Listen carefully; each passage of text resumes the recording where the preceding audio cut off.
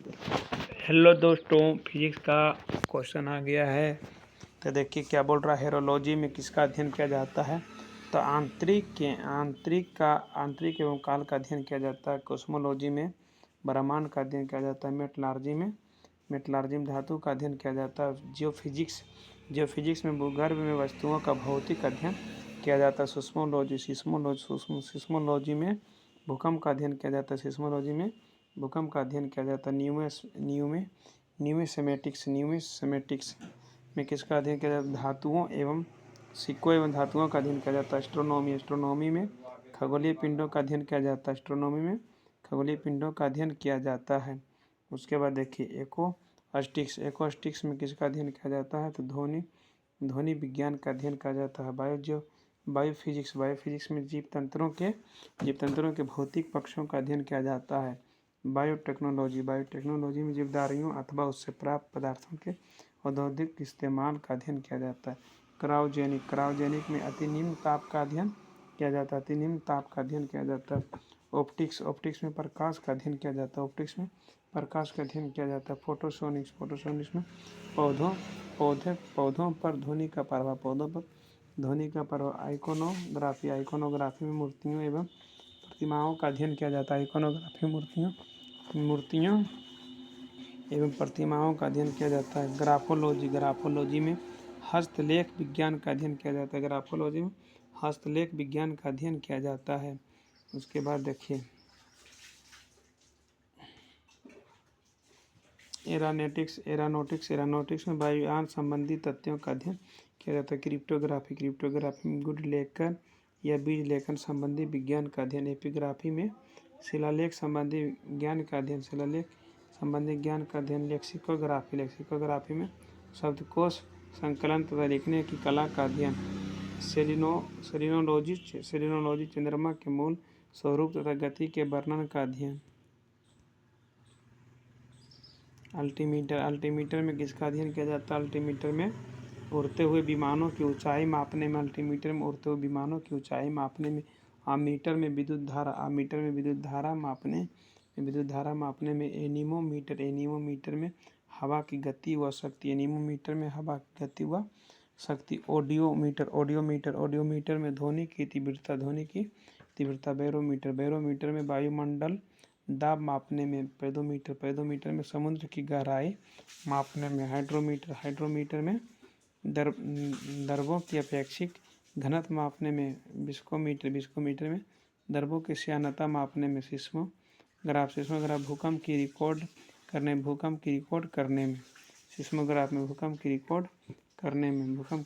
करने में। उसके बाद रिएक्टर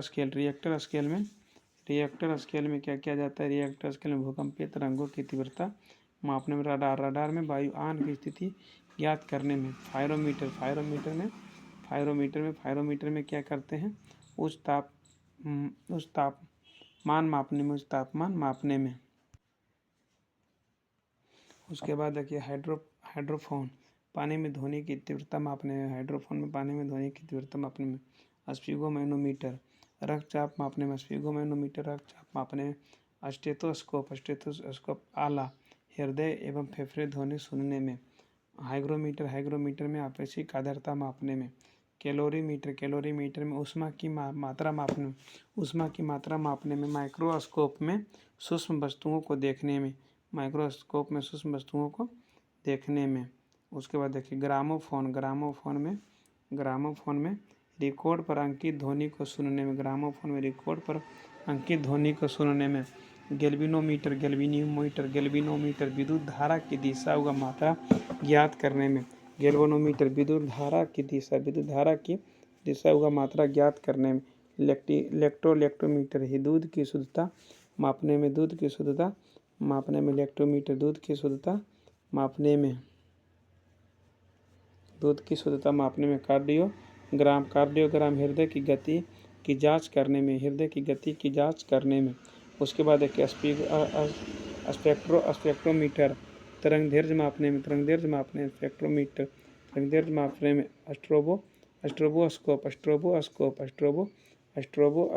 स्ट्रोबोस्कोप में एक उड़ते हुए चक्के की प्रति सेकंड मापने में, घूर्णन मापने में। वोल्ट मीटर में किसका अध्ययन किया जाता है? बैटरी की अवस्था अथवा विभवांतर मापने में। क्रेस्कोग्राफ में पौधों की वृद्धि मापने में। और सेक्टेट में मीनार की ऊंचाई मापने में। मैनोमीटर में गैसों का दाब मापने में। किस यंत्र का प्रयोग पनडुब्बी में होता है, जिसकी सहायता से पानी में डूबे हुए पानी के ऊपर देखा जा सकता है? पेरियोस्कोप। उसके बाद देखिए, किस यंत्र का प्रयोग छोटे रंगीन टुकड़ों से बनने वाले आश्चर्यजनक आकारों को देखने के लिए किया जाता है? तो कैलिडोस्कोप। बोपोर्ट मापकर में। हवा की गति मापने में। एक्टियोमीटर सूर्य की किरणों की तीव्रता मापने में। टैकोमीटर में घूर्णन की गति मापने में। तरल पदार्थों की विशिष्ट सापेक्षिक आर्द्रता के मापने वाला यंत्र। तरल पदार्थों के विशिष्ट सापेक्षिक आर्द्रता को मापने वाला यंत्र क्या कहलाता है? तो हाइड्रोमीटर कहलाता है। ठीक है। उसके बाद देखिए, फोटोमीटर में प्रकाश की तीव्रता मापने में। मेमर से क्या मापा जाता है? इंसुलेशन प्रतिरोध। समुद्र में गहरे डूबे पिंडों की स्थिति ज्ञात करने के लिए प्रयुक्त उपकरण है सोनार। समुद्र में गहरे डूबे पिंडों की स्थिति ज्ञात करने के लिए प्रयुक्त उपकरण है सोनार। पाइपलाइन में निम्न दाब मापने के लिए कौन सा यंत्र प्रयुक्त किया जाता है? पाइपलाइन में निम्न दाब मापने के लिए कौन सा यंत्र प्रयुक्त किया जाता है? पोजीमीटर।